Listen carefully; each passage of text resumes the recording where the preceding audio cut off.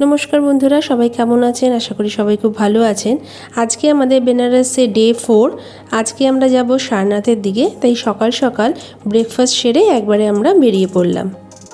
ব্রেকফাস্টে পোহা কেমন খাচ্ছ তোমরা? পোহার হ্যাঁ, উইথ মুড়ি ভাজা, উইথ কার্বোহাইড্রেট সস আর কারি পাতা আছে, কারি পাতা পোহা উইথ চিড়ে মুড়ি, ফ্রাইড চিড়ে মুড়ি আর উইথ কার্বোহাইড্রেট। পোহাটা খেতে খুব সুন্দর ছিল, কিন্তু পোহার ওপরে চিড়ে আর মুড়ি ডিপ ফ্রাই করে ছড়ানো ছিল। এটা একদম নতুনত্ব একটা জিনিস খেলাম।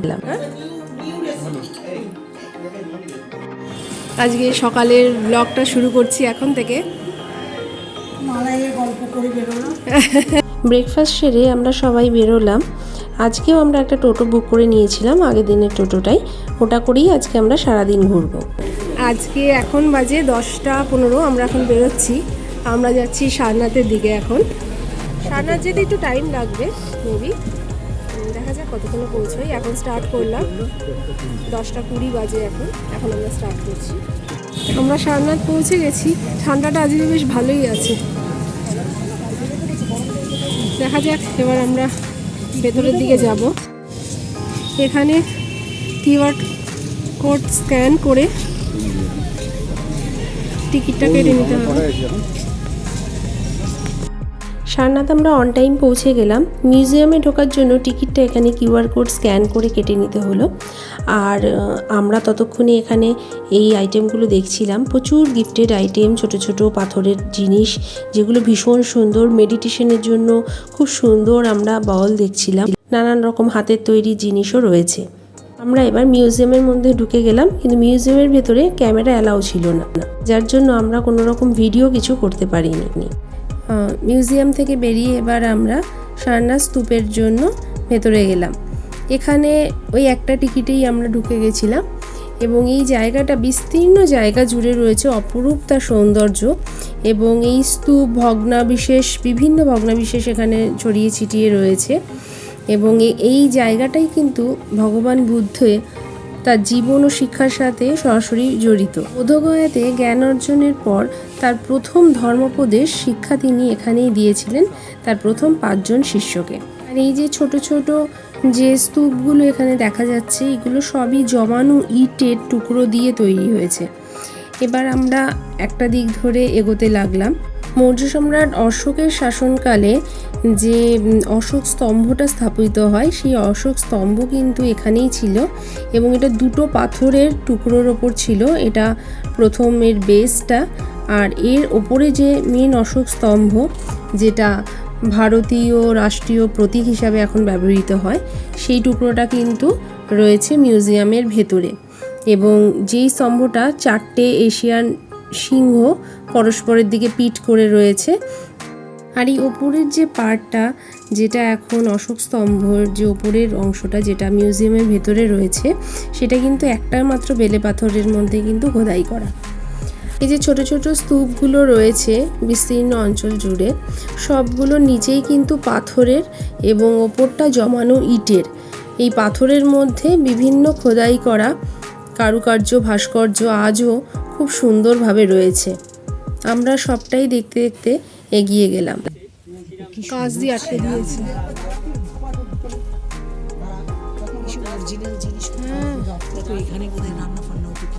হতে পারে। হ্যাঁ হ্যাঁ,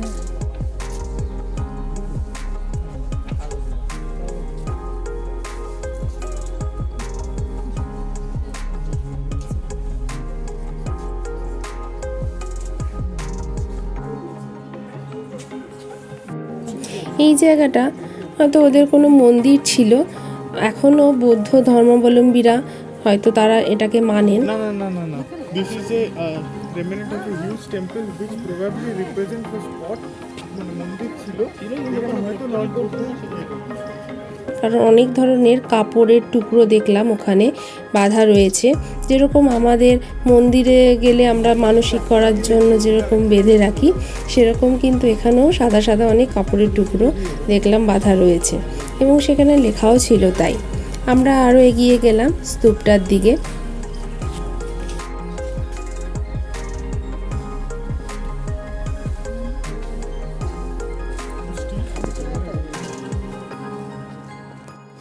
মিউজিয়ামের মধ্যে এই ধরনের অনেক ভাস্কর্য আমরা দেখে এলাম এবং তা সত্ত্বেও বাইরে এখনও ছড়িয়ে ছিটিয়ে কত ভাস্কর্য রয়েছে এবং এই যে সিঁড়িগুলো রয়েছে সেগুলো কিন্তু খুব সুন্দর করে পাথরের খোদাই করা, অপূর্ব সুন্দর দেখতে লেগেছে। আন্টির বেশ কষ্ট হচ্ছিল, বুঝতে পারছিলাম এতটা খাড়াই সিঁড়ি উঠতে, কিন্তু তবুও তার মানসিক জোরের কাছে আমরা সবাই হেরে যাই। অত কষ্ট করেও কিন্তু সে আমাদের সঙ্গে পাল্লা দিয়ে সবটা উপভোগ করেছে। এখানে প্রত্যেকটা জায়গায় হিস্ট্রিগুলো খুব সুন্দর করে দেওয়াও ছিল, আর তার সঙ্গে যেটা ছিল ব্রেল ছিল এখানে। যারা চোখে দেখতে পারেন না তাদের এই ইতিহাসগুলো সম্বন্ধে জানার জন্য এই সুবিধাটাও এখানে ছিল। এবং আমরা ঘুরতে ঘুরতে অবশেষে মেন গম্বুজের কাছাকাছি চলে এসেছি। এখানে এখন মেনটেনেন্সের কাজ চলছে, বোঝাই যাচ্ছে গম্বুজের মধ্যেও নানান সূক্ষ্ম সূক্ষ্ম কারুকার্য করা ছিল। এই ধামেক স্তূপ কিন্তু তৈরি হয়েছে ইট আর পাথরের দিয়েই তৈরি মূলত এটা, এবং এই ধামেক স্তূপের চারিধারেও কিন্তু অনেক মানুষ প্রদক্ষিণ করছেন। আমরা প্রদক্ষিণ খানিকটা করে নিলাম, এরপরে আমরা অন্য একটা পার্টে যাচ্ছি। এই পুরো সারনাথের পার্টটা ঘুরতেই কিন্তু একটা গোটা দিন লেগে যায়। এর আশেপাশে অনেকগুলো কিন্তু বৌদ্ধ মনেস্ট্রি ছিল। আমরা এরপরে যেটাতে গেলাম সেটা এই সারনাথের মধ্যে সবচেয়ে হাইয়েস্ট বৌদ্ধ মূর্তি এই মনেস্ট্রিতে ছিল। এই মনেস্ট্রির ভেতরটা ভীষণই সুন্দরভাবে সাজানো।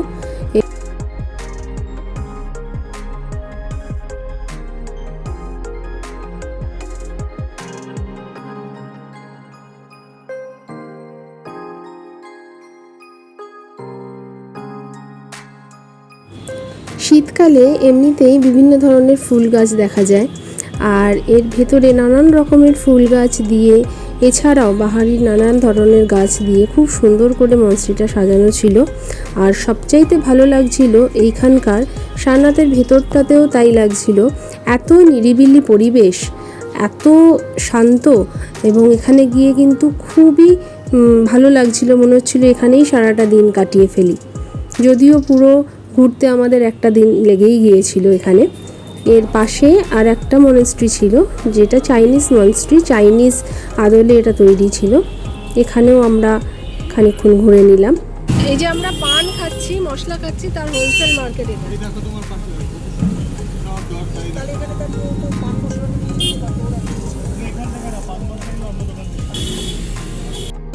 আমরা যে রাস্তাটা দিয়ে ফিরলাম, বেনারসের পান মশলার হোলসেল মার্কেটটাই কিন্তু এটা।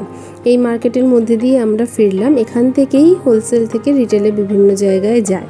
এই রাস্তাটার পাশ দিয়ে যখন আমরা চলেছি, বিভিন্ন রকমের মশলা, পান, তার গন্ধে কিন্তু খুব ভালো লাগছিল পরিবেশটা। ওই তো তুমি যে পান নিয়ে আসলে ওইগুলোই তো, ওই পাতাগুলো। আমার অফিসের পাশেই গাছ আছে। আমি জানি না, আমি তো জানতাম না। কি দেখো, দাও ঢুকিয়ে দিই। গন্ধ পাওয়া যাচ্ছে কিছু, দেখো তো। এতে হবে না। রাস্তার পাশ থেকে কটা মহুয়া পাতা নেওয়া হলো, কিন্তু মহুয়া পাতাটার কোনো গন্ধ ছিল না। সাধারণত এখানে পান দেওয়া হয় এই পাতাতে মুড়িয়ে, কিন্তু দেখা গেল কোনো গন্ধ নেই। যাই হোক, আমরা ফিরে এবার সন্ধেবেলা যাব সন্ধ্যা আরতি দেখতে। এই দশাশ্বমেধ ঘাটেই কিন্তু বেনারসের প্রথম শুরু হয় সন্ধ্যা আরতি। এখন বিভিন্ন ঘাটে ছোট করে আরও আরতি শুরু হয়েছে, দশাশ্বমেধের পাশের ঘাটটাতেও শুরু হয়েছে। তবে আদি ঐতিহ্য বলতে গেলে কিন্তু এই দশাশ্বমেধ ঘাটের সন্ধ্যা আরতি, যেটা দেখতে অপূর্ব সুন্দর লাগে। এই আরতিটা দেখার জন্য অনেকেই নৌকা বা বোট যেগুলোতে করে গঙ্গা বিহার করেন, সেগুলো করেও গঙ্গার উপর বসে সেখান থেকেও দেখা যায়। আমরা মূলত পাড়ে বসেই দেখেছি, এবং যেটা দেখতে খুব ভালো লেগেছে, একদম কাছ থেকে মনে হয়েছে আরতিটা আমরা দেখতে পেয়েছি।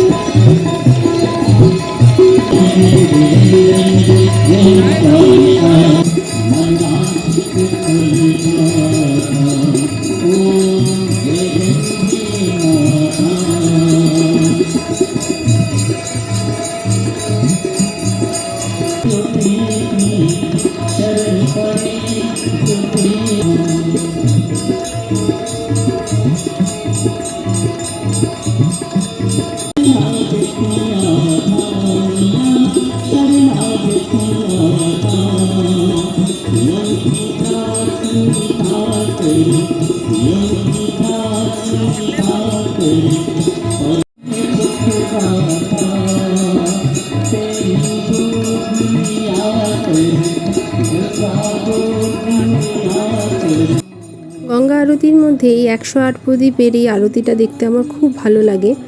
এত বড় আর এত ভারী একটা প্রদীপকে ওনারা একসঙ্গে এত সুন্দর করে নিয়ে আরতি করছেন, সেটা কিন্তু সত্যি অপরূপ দৃশ্য, চোখের সামনে না দেখলে ভাবাই যায় না।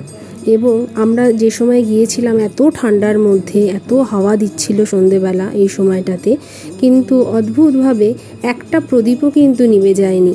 এতই সুন্দরভাবে ওনারা আরতিটা করছিলেন। ओम श्री गंगादेवी नमः। ओम श्री गंगादेवी नमः। ओम श्री गंगादेवी नमः।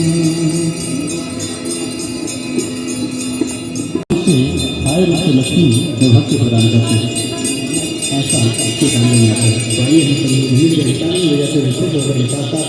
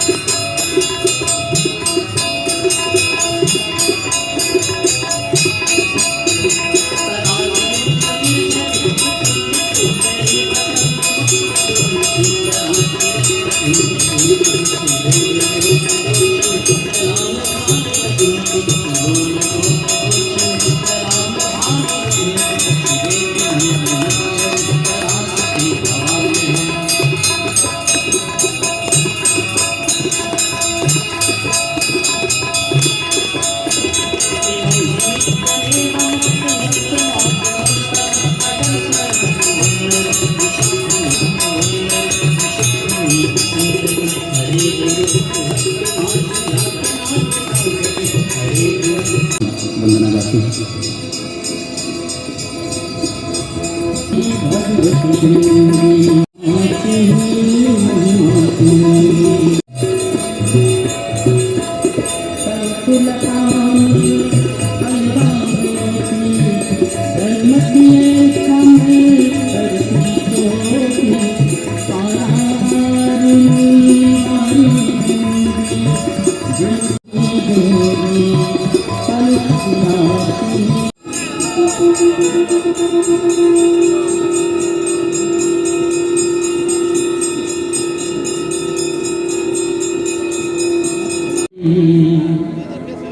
शिवशंकर शेष जटा पे गहा।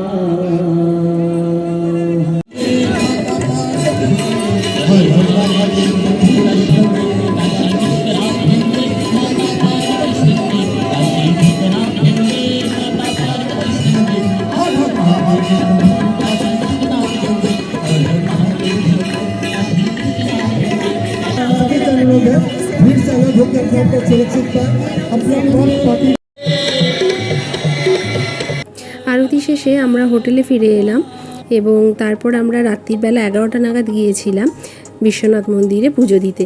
রাত্রির বেলা এই সময়টা বিশ্বনাথ মন্দিরে কিন্তু একটু ফাঁকা থাকে এবং এই বিশ্বনাথ মন্দিরের এই রাস্তাটা দিয়ে বেরিয়ে এসেই পাশে দুটো পরপর দোকান ছিল চাট ভান্ডার, এখান থেকে কিন্তু আমরা রাত্রের ডিনারটা সেরে নিয়েছিলাম। আর বিশ্বনাথ মন্দিরের ভেতরে যেহেতু ফোন অ্যালাউ ছিল না, তাই জন্য ওখানকার কোনো ছবি বা ভিডিও কিছু নিতে পারিনি। এখানে কিন্তু একদম নিরামিষভাবেই খাবার ছিল। আমরা খেলাম চাট, কচুরি চাট। বেনারসে কিন্তু অনেক ধরনের চাট পাওয়া যায়, আমরা অনেকগুলো ট্রাই করেছিলাম। তো এদিন আমরা খেলাম কচুরি চাট, আর দাদা বৌদি আর আন্টি খেলো রুটি তরকারি। আমরা এখানেই রাতের ডিনারটা শেষ করে তারপর হোটেলের দিকে গেলাম। বিশ্বনাথ মন্দিরে সাধারণত যেরকম ভিড় হয়ে থাকে, রাত্রির বেলাটা কিন্তু ভিড়টা অনেকটা কম থাকে এবং সুষ্ঠুভাবে আমরা ভালোভাবে পুজোটা দিতে পেরেছিলাম। খুব তাড়াতাড়িও হয়ে গিয়েছিল, কিন্তু ভেতরটা এত সুন্দরভাবে নতুন করে করেছে যেটা কিন্তু সত্যিই না দেখলে অনেক কিছু মিস করা হয়ে যাবে। তো কিন্তু ভেতরে যেহেতু কোনো ক্যামেরা অ্যালাউ নেই, তাই জন্য কোনো ভিডিও কিছু আমরা করতে পারিনি বা কোনো ছবিও তুলতে পারিনি। আমরা পুজো দিয়ে এখানে ডিনার শেষ করে হোটেলে ফিরলাম। কালকে আবার নতুন প্রোগ্রাম। তো দেখা হচ্ছে পরের একটা ব্লগে। সবাই সুস্থ থাকবেন, ভালো থাকবেন, আর কেমন লাগলো নিশ্চয়ই সেটা একবার জানাবেন।